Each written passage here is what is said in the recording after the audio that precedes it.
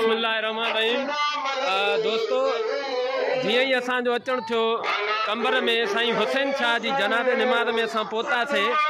जॾहिं असां food control जे गोदाम में इन थियासीं त उते तक़रीबन 1000 टन कणिक ही तव्हां ॾिसी रहिया आहियो। ही कणिक आहे, हाणे ही कणिक हीअ बिल्कुलु ख़राब थी चुकी आहे, जेका इंसाननि जे खाइण खां छा बल्कि जानवरनि जे खाइण खां बि ख़तम थी वई आहे।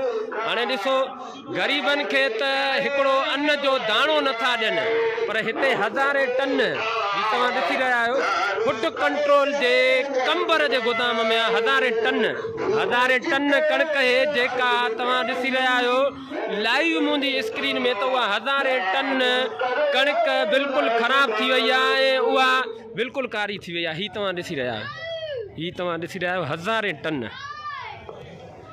ये 1000 टन कणिक आहे, जेका ग़रीबनि खे त नाहे ॾिनी वई, पर हिननि ख़राब करे साया हे सिंध गवर्नमेंट जा कम ॾिसो तव्हां।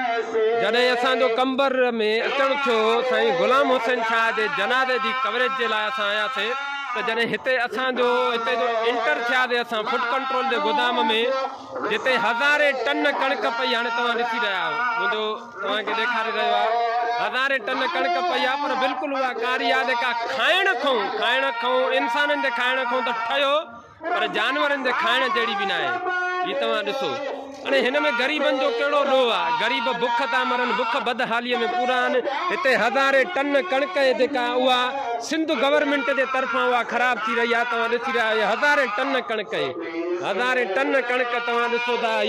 हीअ कंबर शहर जे हुसैनाबाद में जेको फूड कंट्रोल जो गोदाम आहे, ही उते आहे। ही तव्हां ॾिसी रहिया आहियो सॼी कणिक हीअ ॾिसो था कंबर शहर जे फूड कंट्रोल जे गोदाम में आहे, जिते गोदाम भरिया पिया आहिनि।